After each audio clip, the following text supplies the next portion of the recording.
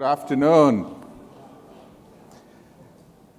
I've been asked to talk about disruptive innovation, and the first thing I need to do is step away from the dais. And the second thing I need to do is to tell my friend Pramod Bhasin not to laugh. I like to start this session with stories of a few ants who were sitting together and talking about their aspirations in life. One of the ants got up and said, I am very, very ambitious, and I want to be the richest ant this country has seen. The second ant said, no, I want to be the fastest growing startup ant this country has seen. The third said, oh, I want to be a real estate giant ant. And these ants were really passionate about their ambition. And in the corner of their eyes, they saw this one ant who was looking out of the window with her legs up and laughing her head off. So they turned to that ant and said, hey, Anita, why are you not participating in this important conversation of our future? She turned to them and said, because I don't want to be an ant anymore. I want to be a butterfly. The journey of disruption starts when you decide you don't want to be an ant anymore. It starts with the dream of being somebody other people think is impossible. And all the ants turned to Anita and said, impossible. What is impossible? High-performance teams are those teams which do stuff others consider impossible. High-performance individuals do stuff others consider impossible. How would this impossible happen if everybody is investing in incremental possibilities rather than attempting the impossible? How would disruption happen? How would change happen? How would butterflies be born if all you are thinking about is how to be a rich ant, a fast ant, a real estate ant, or a startup ant? But that's the theoretical framework. From a practical point of view, how does one think about disruption in their personal lives? I don't have an answer, but I can tell you how did I evolve my thinking through a few stories which originated in my childhood, which shaped my thinking. And then I'm going to talk about some of the disruptive experiments which I saw in my career, and then see if we can connect them. And if they inspire you to start thinking of your life as a butterfly rather than an ant. My first life lesson happened actually when I was 4 years old. We were playing cricket. I was in a city called Nagpur. We were playing cricket with a group of friends of mine. And one of my friends hit the ball and it broke the window of my neighbor. And that guy was a scientist. His name was Chalpati Rao, Dr. Chalpati Rao. He got very angry. I went to his door because I knew him and it was my ball. I knocked on the door and says, Uncle, can I have my ball back?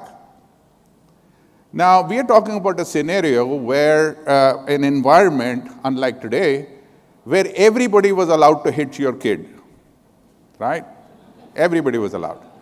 Predominantly because he was doing the parents' work. So, So he gave me a whack, number one.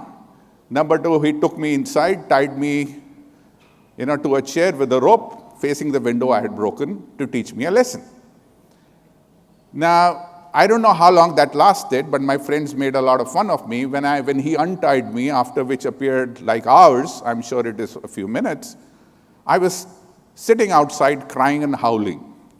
My mother ignored me because she said it teaches you well. Right, so if somebody else has given you the lesson, great. There was an aunt who stayed right above our house. Her name was Mrs. Anand. She saw me. She called me. My name was Mintu. She said, Mintu, come up. I went up. She put me on the dining table. I was standing there, and she says, "What happened?" I cried and told her what exactly happened. And then she said, "What are you going to do about it?" I told her the story all over again. Then she asked me, "What are you going to do about it?"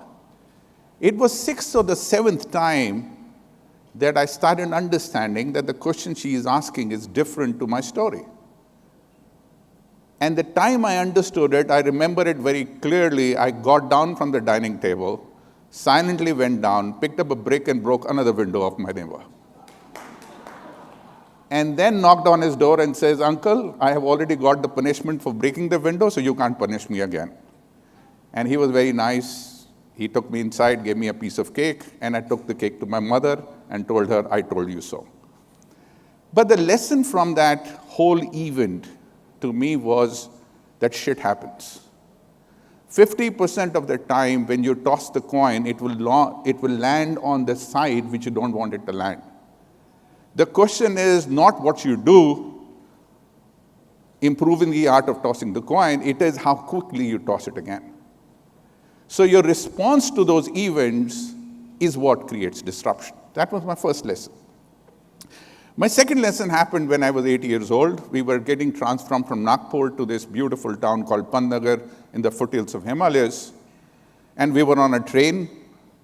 And I was this really odd character who liked to run off trains. Unfortunately, my mother and father and my two brothers were sleeping. The train stopped at Ratlam station. Off I went because it was a secret. Everybody is sleeping. I am on a platform. Nobody can do anything about me, other than the fact that after 2 minutes, the train started moving out of the station. Now, the overconfidence in me at that particular time, and Pramod will tell you that nothing has changed, but I assumed that I would be able to run and catch up the train. So the train started moving. After some time, I walked to the train, tried to pull myself up, but because there was no power in the legs, when you are walking, I fell. Fear. I got up, started running behind the train, tried to get up, fell again, doubt. This time I ran faster.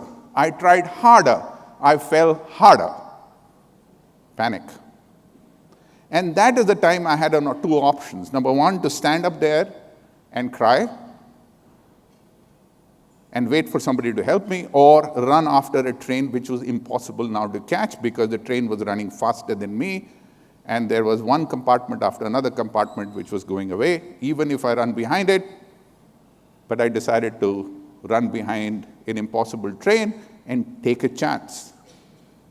So while I was running this losing race, there is a vegetable vendor who was selling vegetables somewhere. She saw all this. She ran, she caught me hold of the knickers and threw me in the guard's compartment. And it's only a few years later that I told my mom that what had happened. And then she gave me a nice tight whack at that time. But the second lesson in my life is, how would impossible happen if you don't chase impossible trains?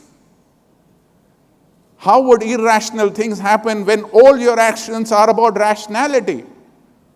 If you're not going to take chances which you are sure are not going to work, how will those chances work? Disruption, innovation is all about taking chances. If you're not going to take the chances, the first step of disruption has not happened. That was my second lesson. My third lesson was a little more interesting and a little more graphic, but I'm going to share it anyway, and I hope people don't put out this video, but it's an interesting lesson.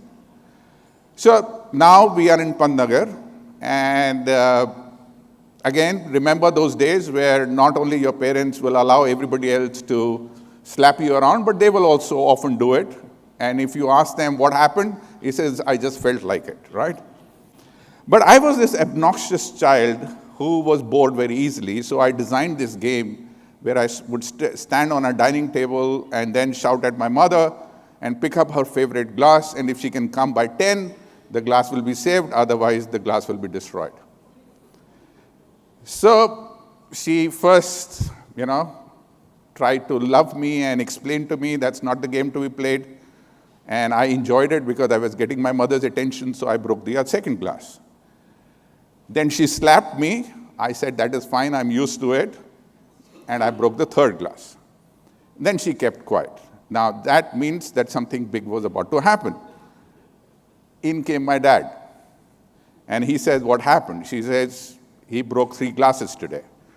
So my dad looked at me and says, why did you do that? He says, because I was getting bored, and I did it. There was no repentance in my voice. Now, during these days, there is a punishment which was very common, which is strip the boy, throw him out of the house. So I was stripped, other than my little underwear, and I was thrown out of the house. So I was on the porch of the house at about 6 o'clock, 7 o'clock in the evening, and it was very humiliating. So I did the first thing, which normally every child would do, say, sorry, I will never do it again, cry very loudly so that everybody is afraid. Obviously, my dad had seen it before. He knew me better than I knew myself and ignored it. Now, the second problem really came in is, what will my friends think? And one friend passed and started giggling and ran to get the other friends to see the punishment was about to be meted out, and it would be a big fun. Now, I had to do something disruptive to be able to protect myself from that eventuality. So as all my friends converged, I started climbing a tree. He says, what are you doing? He says, my parents have allowed me to play Tarzan. And if you go and ask your parents will not allow you to play Tarzan. My father is so good that he's allowed me to play Tarzan. So I climbed the tree and did ooh-ah and all that stuff of Tarzan. Bay and hold, everybody ran home, got permission to play Tarzan, and we were playing Tarzan. And then obviously my father did what he should have done. He gave me another whack. But the learning from that experience was that when there is a huge amount of disruption which happens in your life, it may be fair or unfair, your response to that has to be so unique and so disruptive that actually you are thinking out of the box and convert a threat into an opportunity. And I will show you how, in my life, that lesson became very, very important. The last story and the last life lesson was also very important. So I went into the school, and the school was run by an American principal, Sister Laurette. God bless her, 6 foot 6 inches, very strict. It was a civics class. I think I was in class 4 or class 5. I was very bored. As you know, I used to get bored very easily. The civics teacher was teaching. I don't think she knew what she was talking about, or I thought. So I picked up a few marbles and started dropping on the ground when she would turn to the board.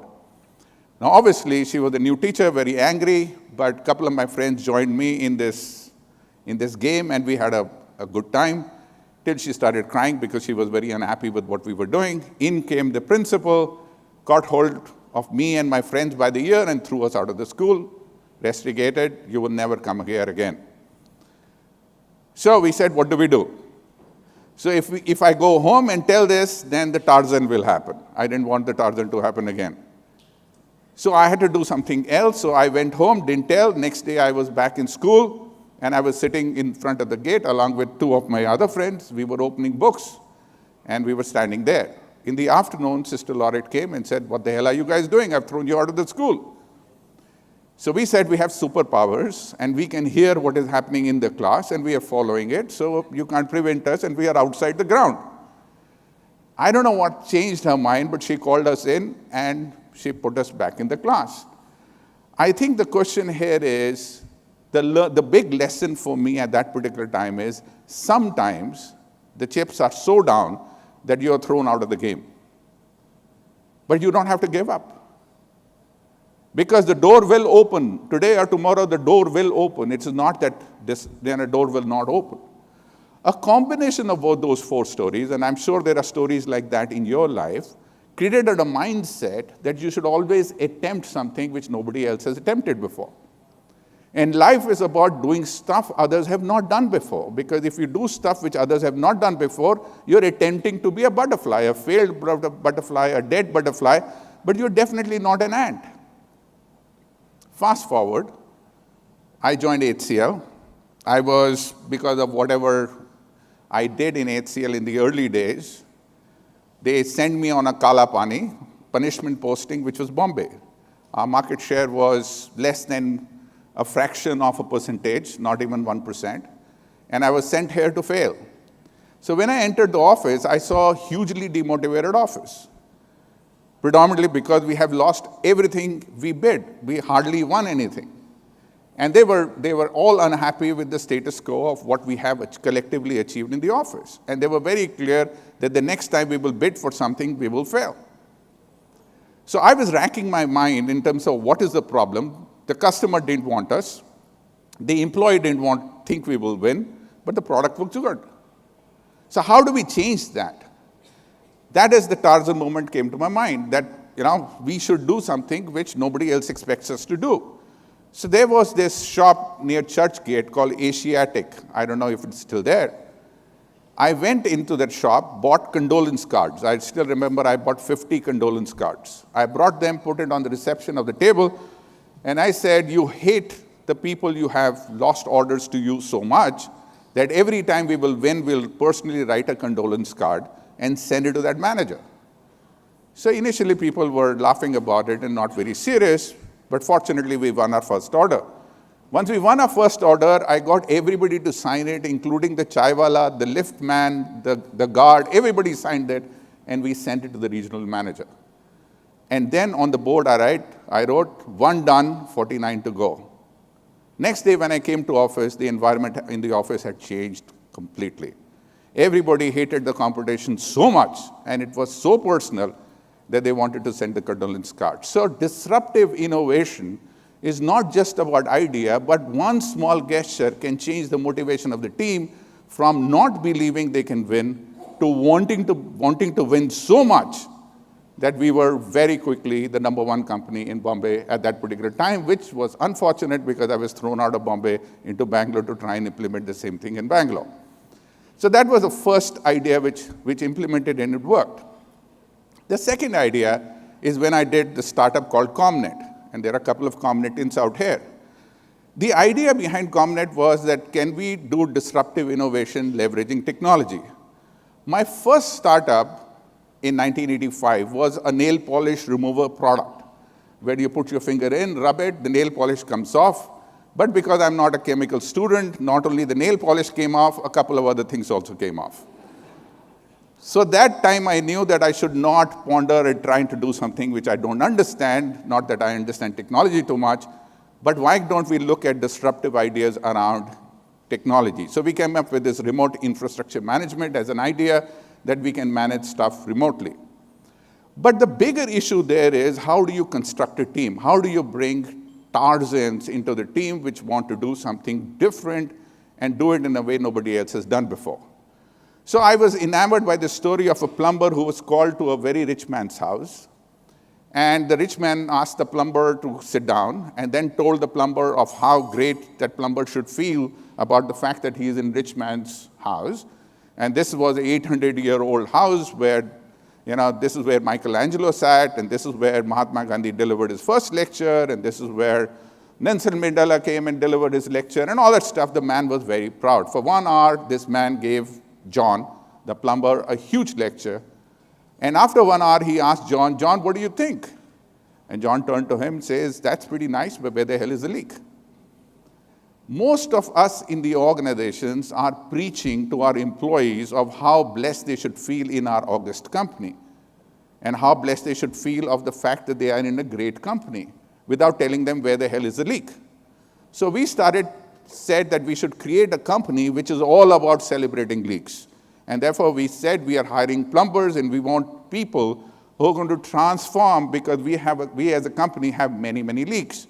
And therefore, that startup, which had 0 revenue, had 0 balance sheet, and 0 orders, its first deal was India's largest, which was the National Stock Exchange, predominantly because the Tarzans were leading it. It's not just about the disruptive idea, but also a disruptive cultures where there were Tarzans who believed that they needed to do something differently, and they went beyond what anybody else was willing to do to try and win their order, and then execute it in a form and shape which nobody else could have ever imagined it could be done. Fast forward to HCL Technology in 2005. As you know, we were losing mind share, market share, and talent share.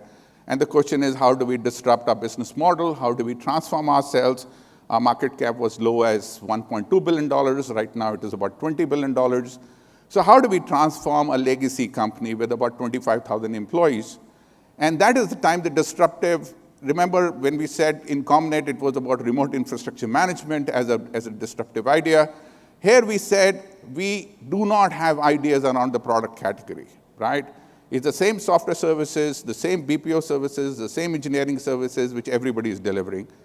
So there is nothing on price, product proposition, and markets where we can do disruptive innovation. But is there an alternative axis on which disruptive innovation can be brought together? And there is where we learned from the Japanese of the fact that the Japanese were not manufacturing cars with 5 wheels, but manufacturing it in a different culture. So Kaizen methodology, just-in-time inventory, and a unique culture brought Japanese car makers to dominate the car industry despite manufacturing the same cars as the Americans were doing. So the question we ask is, can we disrupt our culture? And there is where we ask the 3 fundamental questions. What is the business we are in? And the answer was, we are in the business of creating unique experiences for our customers and deliver unique value for our customers. Question 2, who creates this unique experience and delivers unique value? The answer is our employees. And hence the third and the most important question is, if the employees are the unique experience or creating the unique value, then what should the role of manager and management be? And the answer was very obvious, nothing but to enthuse, encourage, enable those employees, and hence was born the idea, employees first, customer second. So we inverted the organization management pyramid. We made the management accountable to the employees. My appraisal was done by 100,000 employees. Confidentially, the results were made public, and there were many such disruptive ideas, innovation. So with the same product, with the same pricing, with the same proposition, the clock speed of the organization improved, the condolence card kind of disruption happened, and suddenly the performance of HCL Technologies went through the roof. In came recession in 2008. Everybody was psyching people. HCL is the only company which announced the fact that we will not let any HCL employee let go. The motivation levels went up. We did not see a single negative growth quarter in recession. And we outgrew all our competition, and that was the best time when we gained the maximum amount of market share. All that was good, and I come to the last disruption, which I think is the most important and impactful disruption. One of the criticisms which I faced to myself was the fact that whatever I have done was from a position of power, being a CEO or a startup CEO or a legacy company CEO. So the year was 2012, and Fortune Company had recently come up with their dream team, and I don't know why they nominated me in the dream team along with other people like Steve Jobs. So my head was bloated beyond recognition. And then New York Times did an article, and my head bloated beyond further recognition. And I walked up to my mother with this bloated head, which had great difficulty of entering the door, and said, look how proud your child has made you. And she says, what happened? I explained to her what happened, and was waiting for her to say something like, I always knew, when I gave birth to you that you were born special. But she didn't say anything like that. She is a teacher, so she took a copy, English copy. She tore it in half, took that half page, wrote something on it, put it in an envelope, which was a used envelope. She only used used envelope, sealed it, and said, open it the next time you fly to New York. I said, very good. She's so nice. So I was on this Air India direct flight to New York, having my single malt, and waiting to open my mother's envelope, which would say all kinds of nice things. And then when I opened the envelope, it only said one word, and that word was enough. And I didn't know what that meant. When I landed in New York, I called her back and says, Mom, what does this mean? She says, if you don't understand it, you will understand it on your way back. So I did understand it on a way back, and that is the time I decided that it was enough, and therefore I needed to do something very different. The reason I'm telling you this story is sometimes disruptive ideas come from others. The question is you need to listen to them. It is not necessary that you know what the right answer is, but sometimes other people tell you when enough is enough. So in 2012, we started a journey, a disruptive journey of working with your wife, by the way. I don't know how many of you have attempted that. And we said that we need to transform the way education is rolled out in this country. We have 144 million children in our 740,000 government schools. The learning outcome by any standards are very poor. Most of them can't count beyond 99 or construct simple sentences. But more important is 36% of them drop out of school at the age, by the time they reach grade 5 because they don't understand what is happening in the class. So therefore, on one side, we say we are young, but on the other side, we are potentially creating not only an employment problem, but an employable problem. And therefore, I decided, along with my wife, to try and see if at Sampark Foundation we can use design thinking, collaborate with large global thinkers, especially at the Harvard Business School, and come up with disruptive ideas which would transform the education system in this country. The core idea there was that the same three questions as in HCL: what is the core business of Sampark Foundation to transform learning outcomes? Where does learning outcome get created? In the interface of the child and the teacher. Who creates the learning outcome? The teacher. So what can we do to enable the teacher? What can we do to enthuse, encourage, enable the teacher? So we said we are going to focus on disruptive innovation in the classroom transaction between the teacher and the child in an environment where there is no electricity, no toilet, no nothing, but we will disrupt it. How do we disrupt it? We were inspired by Bollywood.